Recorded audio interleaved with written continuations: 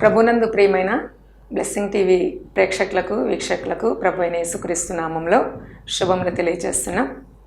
ఈ ప్లాట్ఫామ్ ద్వారా మీ అందరినీ కలుసుకునే అవకాశాన్ని దేవుడు నాకు ఇచ్చినందుకు నేను ఎంతగానో దేవుడిని స్తుతిస్తూ ఉన్నాను. విడుదల సమయం అనేటువంటి ఈ మా కార్యక్రమానికి మీ అందరినీ ప్రేమతో ఆహ్వానిస్తున్నాం. ప్రతి బుధవారం రాత్రి 6:30 గంటల నుంచి 7 గంటల వరకు ప్రసారం అవుతున్న ఈ మా ఆధ్యాత్మిక కార్యక్రమాన్ని తప్పకుండా వీక్షించండి, ఆధ్యాత్మిక మేలులు పొందండి. ఈ మా కార్యక్రమం మీకు ఆశీర్వాదకరంగా ఉన్నట్లయితే మీ స్నేహితులకు, మీ శ్రేయోభిలాషులకు కూడా పరిచయం చేయండి. మీకేమైనా ప్రార్థన విన్నపములు ఉన్నట్లయితే తప్పనిసరిగా మాకు తెలియచేయండి. మీ కొరకు ప్రార్థించడానికి మేము ఎల్లప్పుడూ సిద్ధంగా ఉన్నామని తెలియచేస్తున్నాం. ఈ దినం నుంచి ప్రారంభమవుతున్నటువంటి మా యొక్క ఆధ్యాత్మిక సందేశములు తప్పనిసరిగా వీక్షించి మేలులు పొందాలని చెప్పి ఆశీర్వదించబడాలని కోరుకుంటున్నాను. May God bless you all. Praise the Lord. వేదన పడవలసిన సమయం ఉంటుంది, కానీ పశ్చాత్తాపపడిన వేదన పడినప్పటికీ కూడా నీకు క్షమాపణ అనేది ఉండదు. అందుకో ఎఫెసీ పత్రిక 5వ అధ్యాయము 15వ వచనంలో అంటాడు కదా, దినములు చెడ్డవి గనుక సమయమును పోనీయక సద్వినియోగము చేసుకొనుచు అజ్ఞానుల వలె కాక జ్ఞానుల వలె నడుచుకున్నట్లు జాగ్రత్తగా చూసుకునండి. ఏం చేయాలట? జాగ్రత్త వహించాలి. అజ్ఞానులు, ఈ లోక సంబంధులు అజ్ఞానములో మునిగి తేరుతూ తన జీవితాన్ని కొనసాగిస్తారు. కానీ దేవుడు మనకు ఆజ్ఞాపిస్తున్న ఆజ్ఞ ఏమిటంటే అజ్ఞానుల వలె కాక జ్ఞానముగా నడుచుకోవాలి. ఎందుకంటే సామెతల గ్రంథం 14వ అధ్యాయం 1వ వాక్యంలో జ్ఞానవంతురాలు తన ఇల్లుని కట్టుకుంటుంది, 3 రాళ్ళు తన యొక్క చేతులతో ఏం చేద్దట? ఇంటిని పెరికి వేస్తుంది. జ్ఞానవంతురాలు, జ్ఞానము కలిగి నీవు జీవించినప్పుడే, జ్ఞానము కలిగి నీవు నడుచుకున్నప్పుడే అది నిన్ను నిత్య జీవము కొరకు సిద్ధపరుస్తుంది. అందుకే అంటాడు దేవుని వాక్యంలో, మనమట జ్ఞానము కలిగి నడుచుకోవాలి. జ్ఞానం అంటే ఏమిటి అని మనం అంటే, జ్ఞానం అంటే దేవుని స్తోత్రాలు చెప్పాలి. ఆయన మాట వినాలి, ఆయన మార్గాల్లో నడవాలి, ఆయన చిత్తమును జరిగించాలి. క్రైస్తవులుగా జీవించడం అంటే ఆషామాషి పని ఏం కాదండి. ఇటు వచ్చి అటు పట్టుచీర కట్టిపోయినట్టు కాదు. ఏమండి, చాలా శ్రమ పడాలి. నీ జీవితంలో దేవుని కొరకు శ్రమ అనుభవించాలి, దేవుని కొరకు నిందలు అనుభవించాలి. దేవుని కొరకు నీవు ఆ నిందలు అవమానాలన్నిటినీ కూడా నీవు ఆనందంగా ఎంచుకోవాలట. దేవుని స్తోత్రాలు చెబుదా. నిజమే పిల్లరా, శ్రమ పడినప్పుడే ఫలితం ఉంటుంది. ఈ లోకంలో దేవుని కొరకు నువ్వు నిలబడితేనే, శ్రమ పడితేనే నిత్య జీవం అనేది నీకు దొరుకుతుంది. ఏదో దేవుని నమ్మేసుకున్నాం, బాప్తిసం పొందేశాం, నేరుగా పరలోకం వెళ్ళిపోతాం అని భ్రమపడొద్దు ఎవరుని. ఇదేటండి బాబు, నమ్మి బాప్తిసం పొందితే పరలోకమే అంటున్నారు, మళ్ళీ కొత్త బాధ ఏంటండి అనుకోవచ్చు. కాదండి పిల్లరా, బాప్తిసం పొందినంత మాత్రాన ఎవరి చిత్తం చేయాలట? దేవునికి స్తోత్రాలు చెప్పండి. నా తండ్రి చిత్త ప్రకారము చేయువాడే పరలోకానికి వారసుడు. దేవుని సన్నిధిలో మనం ఆలోచన చేస్తే ప్రియులరా, నీవు ఈ లోకము నుంచి ప్రత్యేకించబడినప్పుడే, ఈ లోకము నుంచి వేరు చేయబడినప్పుడే, ప్రత్యేకమైన జీవితం జీవించినప్పుడే పరలోకం వెళ్ళడానికి అర్హతను కలిగి ఉంటావు. ఏదో నమ్ముకున్నంత మాత్రాన పరలోకానికి వెళ్ళాం. లక్షల కోట్ల ప్రజలు దేవుని నమ్ముకుంటే రాకల్లో ఎత్తబడే వాళ్ళు ఎంతమంది అనుకుంటున్నారు? కోట్ల మంది ప్రజల్లో 1,00,000 మంది కూడా ఉంటారో లేదో? ఉండరండి. వీళ్ళందరూ తండ్రి తండ్రి తండ్రి అంటున్నారు, కానీ తండ్రి చిత్తాన్ని ఎవరు చేస్తలేదు. ఖాళీ దొరికిందంటే ఏదో ఒక దానిలో బిజీ అయిపోతున్నారు. ప్రస్తుతం సెల్ ఫోన్లో మరీ ఎక్కువగా ఈ మధ్య నాకు సెల్ ఫోన్ లేదు, ఏ సందడి లేదు. దేవుని స్తోత్రాలు చెప్పండి. హల్లెలూయా. అంటే సెల్ ఫోన్ ద్వారా ఎంత సమయం పోతుందో తెలుసా మీకు? దాన్ని ఉపయోగించే రీతిలో ఉపయోగించకపోతే, ఒక ఆయన అంటున్నాడు, అయ్యా ఈ సెల్ ఫోన్ వచ్చాక పాపం ఎక్కువ అయిపోయిందండి బాబా అంటున్నాడు. నేను స్తోత్రాలు చెప్పండి. ఎక్కడున్నారో ఏంటో తెలిసేది కాదు. ఇప్పుడు మన పక్కనే ఉండి మెసేజ్లు డిడ్డి అమ్ముతాసి మాట్లాడే పని కూడా లేదు. అక్కడ చేసుకుని అక్కడ రెడీ అయిపోతున్నాడు, స్పాట్లో ఉంటున్నాడు సమయానుకూలంగా. ఇటువంటి పరిస్థితులండి బాబు. దేవునికి స్తోత్రాలు చెప్పాలి. నోటితో మాట్లాడక్కర్లేదు, కంటి చూపుతో చంపేస్తాను అంటారు చూసారా? ఏళ్ళలో మెసేజ్లతో చంపేస్తారు. ఏమండి? నిజమే. వాట్సాప్ మెసేజ్లు, ఫేస్బుక్, ఇంకా కొన్ని సందర్భాలు నాకు తెలవు అందులో. కనుక పిల్లరా, ఒక ప్రత్యేకమైన వ్యక్తిగా నీ జీవితాన్ని కొనసాగించకపోతే, ఎన్ని సంవత్సరాలు నువ్వు చేసిన భక్తి బూడిదలో పోసిన పన్నీరు అయిపోద్ది. ఆ రాజ్యం వెళ్ళకపోతే ఎంతకాలం చేసిన భక్తి ఏమైపోద్ది? ఎంతకాలం బతికి ఇంటానకాలు పడి సత్తే ఏముందండి? ఏమీ లేదు. ఎంతో బతికాడు పాపం. బంగారు ఉయ్యాల మీద పడుకున్నాడు. దుబాయ్ షేకులు వాళ్ళ ఇంట్లో బంగారంతో చేయబడినవి అన్ని వస్తువులు. ఈవెన్ ల్యాబొరేటరీ కూడా అందులోనే ఉంటుంది, బంగారంతో చేయబడ్డది. దేవుని స్తోత్రం చెప్దామా? ఇంత బతికి వాడు ఇంటెనకాల పడి చస్తే ఏంటి ప్రయోజనం?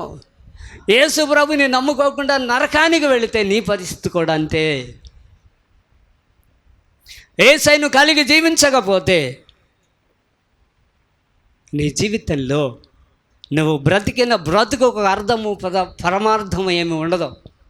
యేసయ్యను కలిగి ఉంటే నీవు ధన్యుడవు, ధన్యురాలవు. అంబానీకి 1000 కోట్లు, లక్షల కోట్లు ఉన్నాయి. వాళ్ళ అబ్బాయి పెళ్లి చేసి మరి వచ్చిన వాళ్ళందరికీ 3 కోట్లు, 30 కోట్లు, 500 కోట్లు అలాగే వాడే గిఫ్ట్లు ఇచ్చాడు తిరిగి. దేవుని స్తోత్రాలు చెప్పాలి.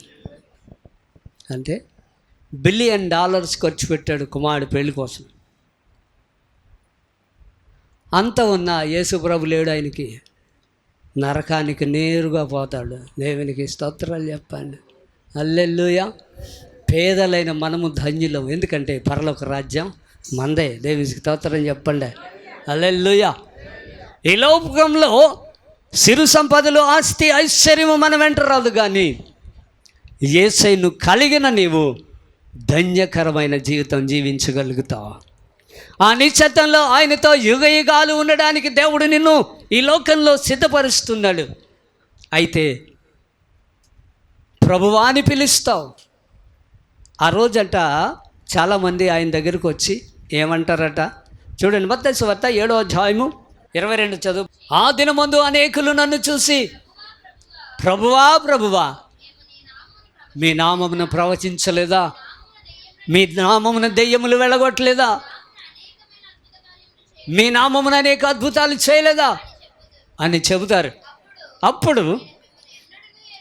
అప్పుడు నేను ఏమంటాడంటే ఆయన, మిమ్మల్ని ఎన్నడూ ఎరుగను, అక్రమము చేయవారులరా, నా యొద్ద నుండి పోండి. దేవునికి స్తోత్రాలు చెప్పండి.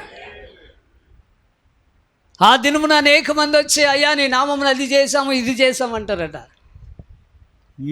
అప్పుడు ఆయన అంటాడంటే, ఆయన ఇచ్చే సమాధానం ఏంటి?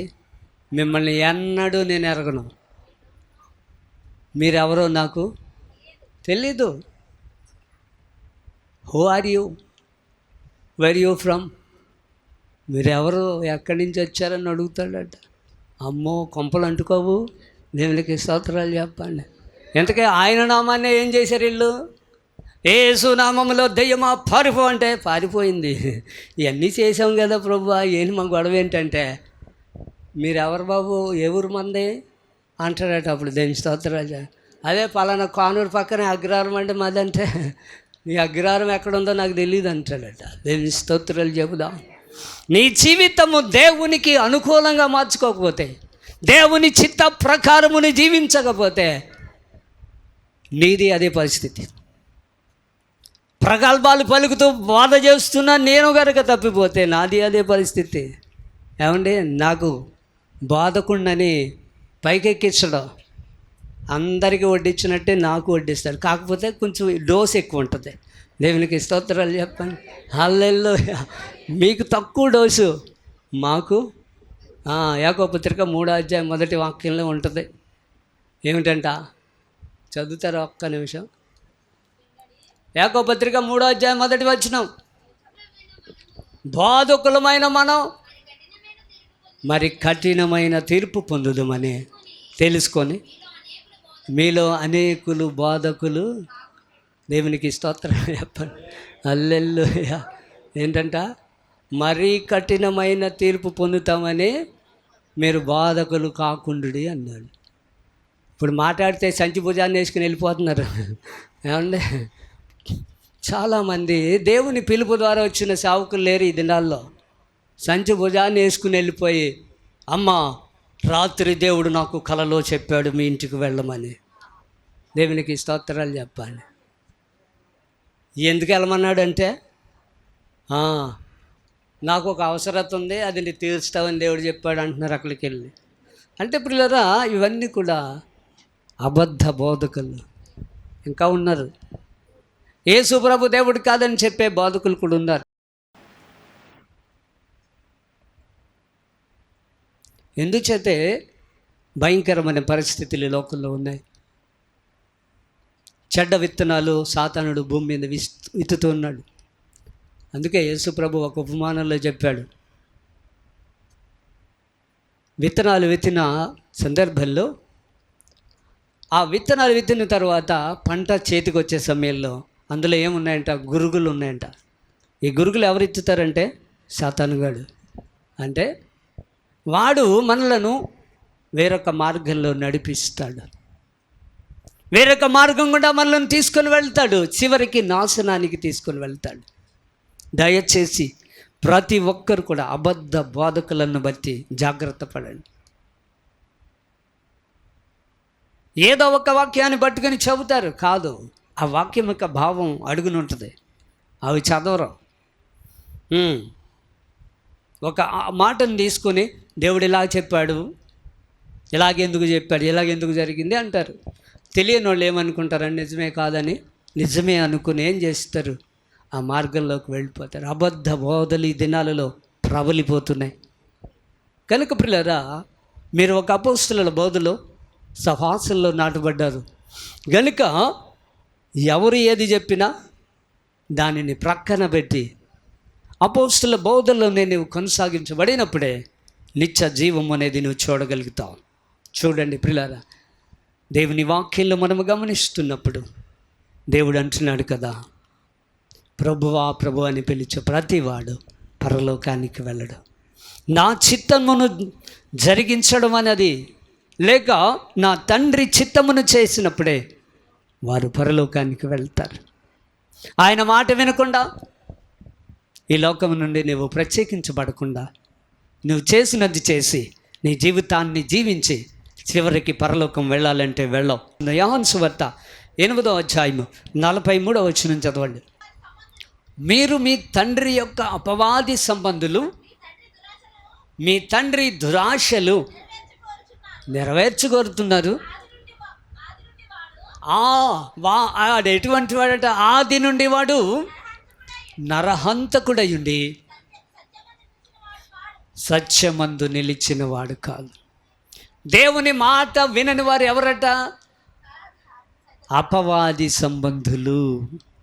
ఈ అపవాది సంబంధులు ఎవరంటే దేవుని మాట వినని వారు, తండ్రి చెప్పిన ప్రకారము చేయని వాడు అపవాది సంబంధి. ఎందుకంటే సాతానును మనము జయించాలి, పాపమును జయించాలి, మన శరీరాన్ని జయించాలి. ఈ 3 సందర్భాలు మన జీవితంలో ఉన్నప్పుడు పరమునకు పోవు జీవ మార్గాన్న మనము ప్రవేశిస్తాం. నిత్య జీవములో దేవుడు మనలను ప్రవేశపెడతాడు. దేవుని పిల్లలుగా మనము జీవించగలుగుతాం. అదే మరి ఒక సందర్భాన్ని కూడా యేసయ్య లోకంలో ఉన్నప్పుడు చెప్పాడు. మత్తయి సువార్త 16వ అధ్యాయము 23వ వచనం. మత్తయి సువార్త 16వ అధ్యాయము. అయితే సాతానా నా వెనుకకు పొమ్ము, నీవు నాకు అభ్యంతర కారణమైనావు. యేసు ప్రభువు కల్వరి సిలువలో తాను వేలాడకముందు ఆ ప్రయాణంలో సాతాను పేతురులో నుండి అభ్యంతరపరుస్తూ వచ్చింది. అప్పుడు పేతుర్ని గద్దించకుండా ఆయన ఎవరిని గద్దించాడు? సాతానా నా వెనక్కి పో. అది వేరొక రూపంలో, మనుషుల రూపంలోనే వస్తుంది. మనలో ఉన్న వారిలోనే ఆ పరిస్థితులు ఉంటాయి. కనుక వారి క్రియలను బట్టి మనం తెలుసుకోవాలట. వారి క్రియలను బట్టి మనము గమనించాలట. వారు ఆత్మ సంబంధులో లేక ప్రకృతి సంబంధులో. ఎందుకంటే ప్రకృతి సంబంధి ఈ లోక విషయాలను ఆలోచిస్తాడు. ఆత్మ సంబంధి పరమునకు పోవు జీవ మార్గంలో ప్రవేశించడానికి పర సంబంధమైన వాటిని ఆలోచిస్తాడు. నువ్వు ప్రకృతి సంబంధివైతే, ఈ లోక సంబంధివైతే, ఈ లోక సంబంధమైన విషయాల గురించే నీవు ఆలోచన చేస్తావు, కానీ పర సంబంధమైన విషయాల గురించి నువ్వు ఆలోచన చేయవు. ఎందుకంటే పేతురుని అందుకే ఆయన గద్దించాడు, సాతానా నా వెనక్కి పో. అనేక విధాలుగా మన జీవితంలో దేవునికి అయిష్టమైన కార్యాలు జరిగిస్తూ ఆయనకు విరోధముగా మనము పాపము చేసినప్పుడు దేవుని చిత్తమును చేయడానికి మనము విముఖత చూపలేదన్న విషయాన్ని మనం గమనించాలి. విలాప వాక్యంలో ఒక సందర్భం ఉంటుంది. 5వ అధ్యాయము 16వ వచనం ఉంటే దానిలో ఒక అద్భుతమైన మాట చెబుతాడు దేవుడు. విలాప వాక్యాలు 5వ అధ్యాయము 16వ వచనం. మా తల మీద నుండి కిరీటము పడిపోయెను, మేము పాపము చేసి ఉన్నాము, మాకు శ్రమ. ఏమిటట? నువ్వెప్పుడైతే పాపమునకు బానిసత్వం చేస్తావో, పాపమునకు మరలా తిరిగి బానిసత్వం అయిపోతావో, నీ కిరీటాన్ని నువ్వు కోల్పోతావు. అయ్యో మా కిరీటం పడిపోయింది, మేము పాపమునకు దాసులమైతిమి.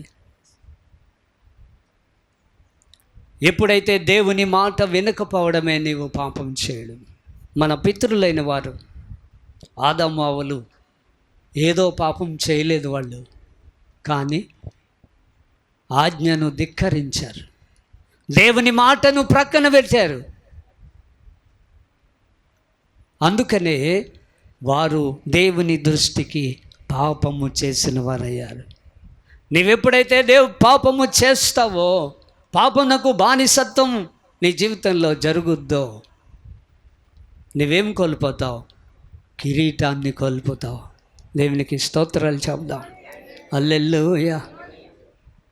ఎందుకంటే మనకు దేవుడిచ్చే జీవ కిరీటాన్ని అపోస్తలుడు పౌలు జీవితంలో అతడు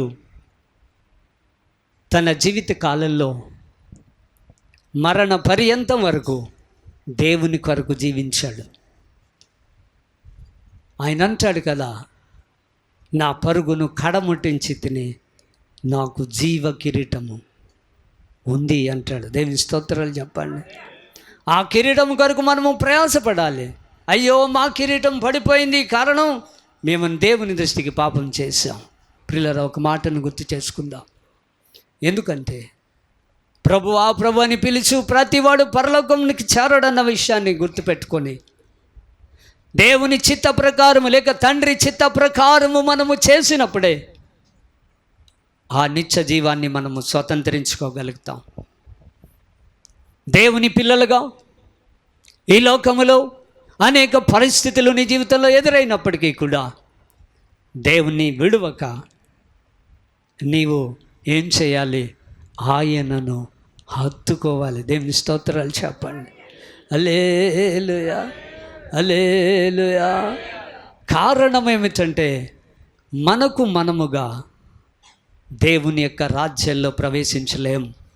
ఆయన చిత్తమును మనము చేయగలిగినప్పుడే, ఆయన ఉద్దేశములన్నిటినీ మనము నెరవేర్చినప్పుడే ఆయన యొక్క రాజ్య ప్రవేశము చేయగలుగుతాం.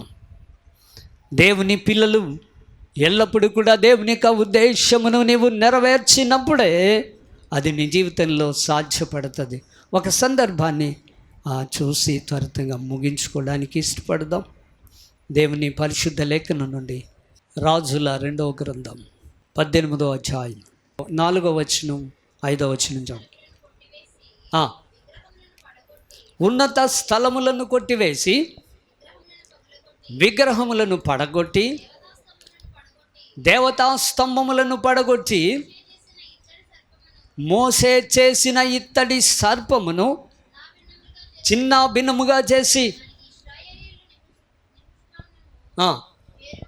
పేరు పెట్టి దానికి ధూపము వేయచు వచ్చినప్పుడు అతడు ఇశ్రాయేలీయుల దేవుడైన యెహోవా యందు విశ్వాసముంచి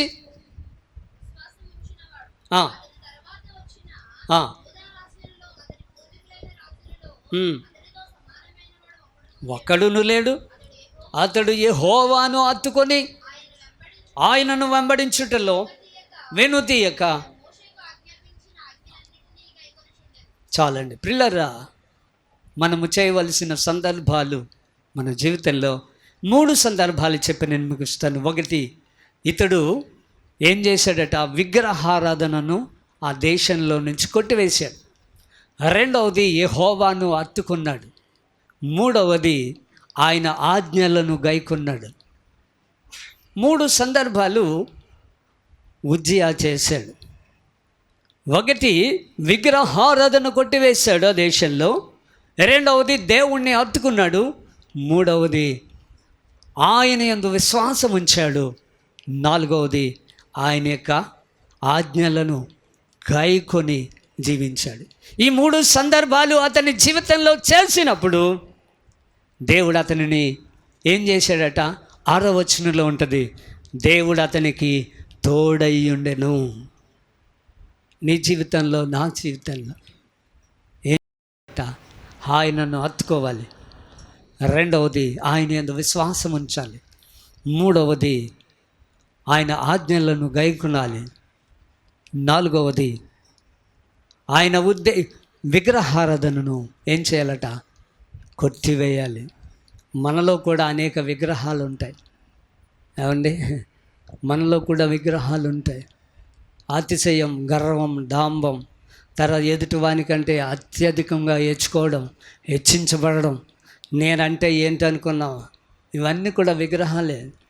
మన హృదయంలో ఎదుటివానితో మాట్లాడడం లేదంటే అది కూడా పెద్ద విగ్రహం. అది నేను స్తోత్రాలు చెప్పండి. నీ తోటి సహోదరుని నువ్వు ప్రేమిస్తా లేదంటే అది కూడా విగ్రహమే. ఇవన్నీ ఏం చేయాలి? నీవు తీసివేసుకోవాలి. పూర్తిగా నీవు చావాలి. యేసులో బ్రతకాల. ఈ లోకంలో చచ్చిపోవాలి, యేసు ప్రభులో జీవించాలి. ఎప్పుడైతే ఉజ్జియా ఆ విధంగా చేశాడో ఆ దినము నుండి ఉజ్జియాకు దేవుడు ఏం చేశాడు తెలుసా? తోడై ఉన్నాడు. ఆయన నీకు తోడై ఉండాలి అంటే నీలో ఉన్న విగ్రహాలు ఈరోజు తీసి పారవేయాలి. నువ్వు ప్రభువా ప్రభు అని పిలిచినంత మాత్రాన నువ్వు పరలోకం వెళ్ళవు, కానీ దేవుని చిత్తమును చేయువాడు నిరంతరము నిలుస్తాడు. దేవుని ఉద్దేశమును నెరవేర్చువాడు యుగ యుగాలు ఉంటాడు. కనుక పిల్లరా, నువ్వు పిలిచినంత మాత్రాన ఆయన పరలోకానికి చేర్చుకోడు, కానీ ఆయన తండ్రి చిత్తము చేయువాడే పరలోకంలో ప్రవేశిస్తాడు. కనుక ఉజ్జియా జీవితంలో ఏ విధంగా అయితే దేవుణ్ణి అందుకున్నాడో, ఏ విధంగా అయితే దేవుని ఆజ్ఞలను గైకొన్నాడో, ఏ విధంగా అయితే పూర్ణ మనస్సుతో ఆయనను అనుసరించాడో, విగ్రహారాధన కొట్టివేశాడో, అప్పుడు దేవుడే దిగి వచ్చి అతనుకు తోడై ఉన్నాడు. ఈ మధ్యాహ్న కాల సమయంలో ఆయన నీకు తోడై ఉండాలి అంటే, ఆయన నిన్ను నడిపించాలి అంటే ప్రభు అని పిలిస్తే కాదు, కానీ ఆ తండ్రి చిత్తమును చేసినప్పుడు నీవు పరలోకానికి ప్రవేశిస్తావు. అట్టి కృపను దేవుడు మనకందరికీ అనుగ్రహించి ఆయన రాకడికే దేవుడు మనల్ని సిద్ధపరచునుగాక. ఆమేన్. కళ్ళు మూసుకోండి, మోకరించండి. కొద్ది నిమిషాలు మనము దేవుని సన్నిధిలో ప్రార్థన చేసుకొని మరి ముందుకు సాగిపోదాం. ఉజ్జియా దేవుని సన్నిధిలో మనం ఆలోచన చేస్తే అతడు విగ్రహారాధన కొట్టివేశాడు, దేవుణ్ణి హత్తుకున్నాడు, ఆయన ఆజ్ఞలను గాయకొన్నాడు. పిల్లరా, ఆయన నాలుగోదిగా ఆయన యందు విశ్వాసం ఉంచాడు. అప్పుడు దేవుడు ఉజ్జియాకు తోడై ఉన్నాడు, ఉజ్జియాను నడిపించాడు, ఉజ్జియాకు దేవుడై ఉన్నాడు. అట్టి దేవుడు ఇప్పుడు కూడా మనతో ఉన్నవాడు, మన మధ్యన ఉన్నవాడు. నువ్వు ప్రభు అని పిలిస్తే పరలోకం వెళ్ళవు, కానీ తండ్రి చిత్తము చేయవాడే పరలోకానికి వెళ్తాడు. దేవుని కొరకు నీవు జీవించాలన్న ఆలోచన నీ జీవితంలో ఉందా? ఏ విధము చేతనైనను నీవు దేవునికి దూరంగా జీవిస్తే ఆయన దగ్గరికి రావడానికి ఇష్టపడుతున్నావా? ఏ స్థితిలో నువ్వు పడిపోయావో లేవడానికి ఇష్టపడుతున్నావా? అట్టివారు మీ కుడి హస్తాన్ని చూపించండి. మీ కొరకు ఒక ప్రత్యేకమైన ప్రార్థన చేయాలని పరిశుద్ధాత్మ దేవుడు నన్ను ప్రేరేపిస్తూ ఉన్నాడు. ఎవరైనా ప్రభువా, నేను ఇక నుంచి ప్రత్యేకించబడతాను, ఇక నుంచి ప్రత్యేకమైన జీవితాన్ని జీవించడానికి ఇష్టపడుతున్నానయ్యా, దయచేసి మీ కుడి హస్తాన్ని పైకి చూపించగలరా? Thank you Jesus. మీ హృదయాలను కఠినపరచుకోవద్దు. నేను చూడడం లేదు, కానీ దేవుడు చూస్తాడు మీ హస్తాన్ని. మీ హస్తం నాకు అవసరం లేదు, దేవునికి కావాలి. నీ తీర్మానం దేవునికి కావాలి, నీ ఉద్దేశం దేవునికి కావాలి, నీ తలంపులు దేవునికి ఇష్టమైనగా ఉండాలి. ఆయన చిత్తముని చేస్తానని నీవు ఒప్పుకుంటే, నీ విరోధులను నువ్వు క్షమిస్తానని ఒప్పుకుంటే దేవుడు నిత్యముగా నిన్ను దీవించబోతున్నాడు, నిత్యముగా నిన్ను బలపరచబోతున్నాడు, నిత్యముగా నీ జీవితాన్ని మరలా తిరిగి కట్టబోతున్నాడు, నిత్యముగా నీ జీవితంలో గొప్ప కార్యాలు ఆయన చేయబోతున్నాడు. ప్రియా సహోదరి సహోదరుడా, చిన్ని ప్రార్థన చేద్దాం. కృపగల తండ్రి, హస్తాలు చూపించిన నీ బిడ్డల కొరకు నేను ప్రార్థన చేస్తున్నాను. ఇదిగో నాయనా, నీ బిడ్డలు నీ కొరకు సమర్పణ చేసుకున్నారు. తాను ఒక ప్రత్యేకమైన జీవితాన్ని ఈ దినము మొదలుకొని జీవించడానికి ఇష్టపడుతున్నారు. ప్రభా అయ్యా, వారి హస్తాలను మీరు పట్టుకోండి అయ్యా, వారి హస్తాలను మీరు పట్టుకోండి అయ్యా, వారి హస్తాలను మీరు ప్రభా పట్టుకొని దీవించండి అయ్యా. నీ బిడ్డలు దానిలో నిలిచి ఉండే కృపనివ్వండి నాయన. పరిశుద్ధాత్మ కార్యము జరిగించు దేవుడా, ఉన్నతమైన కృపను అనుగ్రహించండి. పరిశుద్ధాత్మ దేవానికి స్తోత్రమయ్యా. అయ్యా, నీ బిడ్డలను దర్శించయ్యా. నీ నాయనా, నీ పట్ల ప్రభా వారు చేసిన తీర్మానాన్ని అయ్యా స్థిరపరచయ్యా, దృఢపరచయ్యా. దాని మీద ప్రభా నీ ముద్రను వేయండి, అద్భుతం చేయండి, ఆశ్చర్యకార్యం చేసి నీ బిడ్డల జీవితాలలో నీ కొరకు జీవించి నిత్య జీవాన్ని స్వతంత్రించుకోవడానికి ప్రతి ఒక్కరికి మీరు సహాయం చేయమని, విత్తబడిన వాక్యం ప్రతి వారి హృదయంలో నాటబడి అది ఫలించి అభివృద్ధి పొందడానికి పరిశుద్ధాత్మ కార్యం చేసి మీరు మహిమ పొందమని, సమస్త ఘనత మహిమ కీర్తి ప్రభావములు మీకే చెల్లిస్తూ యేసు శ్రేష్ఠ నామములో ప్రార్థిస్తున్నాను పరమ తండ్రి. ఆమెన్.